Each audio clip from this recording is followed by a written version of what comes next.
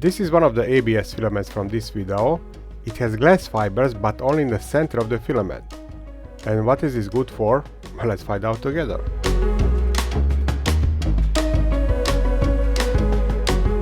Welcome to my Tech One to another ABS filament testing video. This is Qidi, Odorless-ABS, and this is ABS-GF25.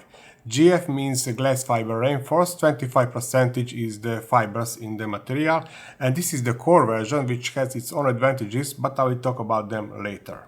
The Odorless-ABS I bought myself. The Ultra-ABS is sent to me by the Qidi to show it in the video. There is an additional payment, but this video and the whole channel is sponsored by Polymaker and by my Patreon supporters. The price of Odorless-ABS is approximately $26 and Ultra-ABS around $36. This is available in 9 colors and the Ultra-ABS in 4 colors. Let's talk about Odorless-ABS. They claim that it has minimal smell during the printing, it is tough and durable, and this is correct for most non-fiber reinforced ABS or ASA materials, that they are tough and resist good to the impacts. Good heat and freezing resistance. Now I'm doing the temperature test, but freezing resistance, it is a good idea. Remind me in the winter, I would want to do some tests to see which filament type performs the best in the cold circumstances. Enclosure printer is required and recommended actively heated chamber too. The print settings on the nozzle 270 degrees Celsius, on the bed between 100 and 110, and speed up to 300 millimeters per second. Now let's talk about Ultra-ABS. I already mentioned that this is the core version. This means the glass fibers are in the center of the filament, and this has its own advantages, like better layer adhesion, less nozzle wear, and less fibers on the surface. And more about this I talk in a very short video, only 3 minutes. I recommend you to watch it if you want to know more about advantages of the core filaments. And of course it has its own advantages. Glass fiber always has with the printability, and it can reduce the warping, and we will have much better dimensional accuracy. Print settings on the nozzle 250 and 270 degrees Celsius, bed between 100 and 110, chamber between 40 and 50 degrees Celsius, and the speed is up to 200 millimeters per second. Fan off, but mostly I will use the default setting for these materials because they exist in the Qidi studio. As you can see, these filaments are already opened because I opened them in the review video of Q2, and actually all test objects I printed in the review video of that printer. Here I will include some footages of the unboxing. Now for any fiber reinforced filament, it is important to measure the brittleness of the filament, because if it is too brittle, it may break inside those long Teflon tubes. And in this case I measure it. This tool you can download from Printables if you want to check your filaments. And 55 degrees is brittle but not too brittle, so I don't expect any problems with this filament inside these core long Teflon tube printers. Density of the ABS is lower compared to the PLA and PETG, so spools are quite full. There is a risk that loop will fall off. Pay attention to this and always supervise the loading of the filament. Slicer setting Odorless-ABS, 55 chamber temperature, 260 on the nozzle, and 22 cubic millimeters per second is the flow. And the part calling I reduce, I don't like 80% and I change it to 50. I am printing all test objects at once, and I have several for the impact test because I'm testing new machine. I use some glow stick on the build surface just in case. Finish completely with default settings for this material. And thanks to the glue stick, it sticks good even to this textured PI sheet. For glass fiber I had to do some corrections because the box temperature was set to 50 degrees Celsius, nozzle 250, 12 is the flow rate, and part cooling 20%. And the second start is good without any problems. I hope it will stay like so. 8 more minutes of printing. The adhesion is great, but removable. I also checked the shrinking. The design height is 80 mm, and usually with ABS this dimension is 79.6 mm, but here it is bigger. The glass fiber version is even over 80 mm. The Q2 is very early product and maybe the rotation distance is not set correctly. I wanted to check this, so I printed the same test objects from the PLA and it was also bigger. Then I printed the object on my regular printer, which I cannot mention, and it was almost 100% accurate. So maybe this printer needs a small accuracy correction, but the error is not big anyway. Pay attention that a glass fiber version is more sensitive to moisture. These 6 test objects are printed 2 weeks after the filaments are on the open air. This is still completely smooth, but look at this surface. And then I give it a drying, 65 degrees Celsius 5 hours, and look at the result. Looks like a completely different filament. But it's time for mechanical testing. Tensile test, horizontal printed objects, ABS. And now ABS-GF25. Noticeably stronger. Again, for better comparison, I will include here the data for average ABS and ASA without any fibers, and in the pattern summary table I have 23 pieces. And we can see that this Odorless-ABS is just a little bit weaker compared to this average material, but the GF25 is noticeably stronger. Layer adhesion, vertical objects, ABS. Acceptable. ABS-GF25. Good. Core works.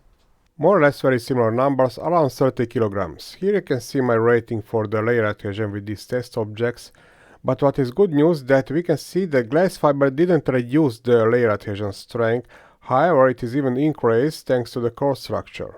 Shear test side by side 2 materials, horizontal printed objects, and these are printed in vertical position. Again, ABS-GF25 stronger. When printed in horizontal position, the fibers always helps here, and of course the glass fiber version is the strongest. Now printed in vertical position, the layer adhesion is the most important, and again the glass fiber, thanks to the core structure, is the strongest. Now for this average ABS ASA I have only 6 in a table, so that's why it is weaker. I started to collect this data much later. Torsion test, horizontal printed objects, side by side 2 materials, loaded 90-degree rotation. And I'm recording the maximum load too. And these are printed in vertical position, and usually they break very suddenly. And these are the typical break types for horizontal and vertically printed objects. When printed in horizontal position, in this test loaded 90-degree rotation is more important for me, and here the GF was the strongest and Odorless-ABS weakest. Now when printed in vertical position, the layer adhesion is very important, and here both Qidi filaments perform quite good. Now for this average ABS ASA I have only 6 in a table, so maybe this number is not so relevant. Creep test, the deformation under constant load of 1.25 kilograms.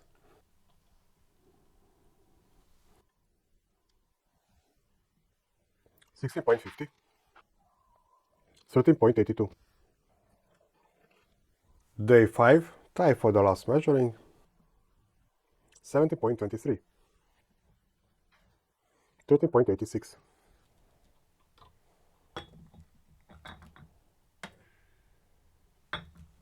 Now here it starts to be interesting. On this graph we can see the distance between two reference surfaces, and we can see the glass fiber version has significantly less deformation compared to the other filaments. Now the initial deformation is similar compared to the average materials, but the creeping is the difference between 2 days. And here we can see significant differences, so even this Odorless-ABS has a very small creeping. But this glass fiber version, absolutely no creeping, not even on the first day, so this is very impressive. Temperature test in the oven, and as always I have several tests in progress, and of course two on the right side are the filaments from this video. And I started with the deformation a little bit above 90 degrees Celsius. And yes, fibers always helps here, this just confirmed. And it's not even deformed completely. The test just confirmed what I already saw several times, that the fibers always helps with the temperature resistance, sometimes less, sometimes more, but this is only the start of the deformation. What is not visible from the numbers, that the glass fiber versions just started with the deformation, but then it completely slowed down and didn't deform completely until I stopped the experiment. 3-point bending test, side by side 2 materials. Distance between supports is 50 mm, and I'm measuring the deformation under these loads after 1, 30 and 60 seconds, and currently this is the deformation under 10 kilograms. And no visible permanent deformation after this testing. Of course, glass fiber version is more rigid and we have less deformation even under 10 kilograms. about a regular ABS. It is similar like with the average ABS, except here, look at this. This is very interesting. Under 10 kilograms, we have significantly less additional deformation during this 1 minute compared to the average ABS. Impact test with this half kilogram hammer, ABS. 2, 3, 0 position. Glass fiber evasion. 2, 3. No complete break, but this regular ABS looks quite tough. The 0 position of the hammer and breaks 1, 2 and 3. Quite big deviation with this tough filament, and this is the glass fiber version 1, 2 and 3. And as always with brittle filaments, I get more constant results.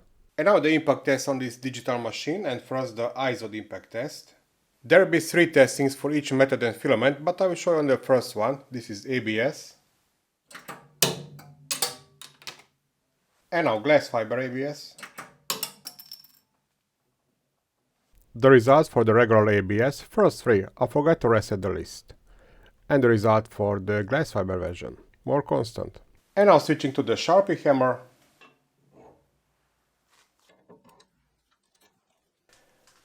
And now the object is supported on 2 sides. Charpy test ABS.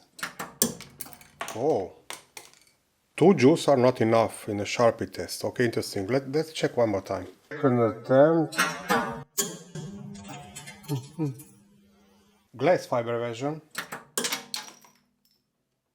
Regular ABS was close to the break, but it's not broken completely, not measurable, but this means more than 2 joules. And this was the glass fiber version. Measured values top 3, and soon I will analyze the numbers. The reason I'm doing so detailed impact testing is that in the future I don't want to use my DIY impact tester anymore, but this digital one. But I need a lot of data to calculate the correlation between these numbers and the numbers measured on the digital tester. They are similar, but still there are some differences, especially with the tough materials, because the hammer is different and sometimes we have friction with the hammer and the object if the brake is not full, as with the ABS in this case. First of all, this Odorless-ABS has similar toughness like average ABS ASA material, and of course the glass fiber version is always more brittle.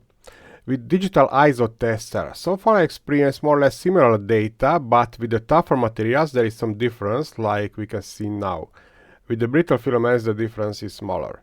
And something similar with the Charpy impact tester. Usually with the brittle filaments I have very similar values like with the IZOD test, but this is the first time I'm testing so tough material, and it looks like with the tough materials we can see some bigger difference. Maybe because of the friction between the material and the hammer, I'm not really sure at this moment. Summary of our results on one place, and these 2 lines will be added to that summary table for my Patreon supporters. This is the result of the shear test. Bending test, deformation after 30 seconds. Bending test, but deformation after 1, 30 and 60 seconds. Torsion test. Temperature test. And several impact tests. I like these filaments. Even this Odorless-ABS is quite good. Not completely without smell, but it is quite close. Now looking at the mechanical properties only, we can tell that the glass fiber version is better, but there are still advantages of the Odorless-ABS. One of them that it is cheaper, it is tougher as it's better to impacts, and it can go into any EMS unit. Now this glass fiber version is not too brittle filament, so this means it will not break inside those longer Teflon tubes if it is bended, but I wouldn't place it into any EMS unit. Now the Qidi claims that their box is ready for technical filaments too, and soon I will get the new version and I will test it with this filament, because the old one is recalled, there are some problems with it, and I want to test the new Qidi box exactly with this filament too. And another disadvantage of this glass fiber version, that it is more sensitive to moisture. Every time if I store it, and if I want to use it after a few weeks, I have to dry it. Now drying on 65-70 degrees Celsius, maybe 5-6 hours, it is not bad, but I really like to pre-dry the filaments in the microwave. And being a glass fiber and not carbon fiber means I can do it until it don't get those RF tags chips.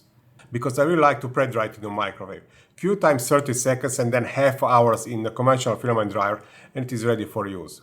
But if they will also get those RF tags, then we can forget drying in the microwave. Okay, so this is my experience with these filaments. I'm a very big fan of the core versions, and if you have other experience with these filaments, then fill us down in the comment section. Thank you for watching this video until the end, and happy printing!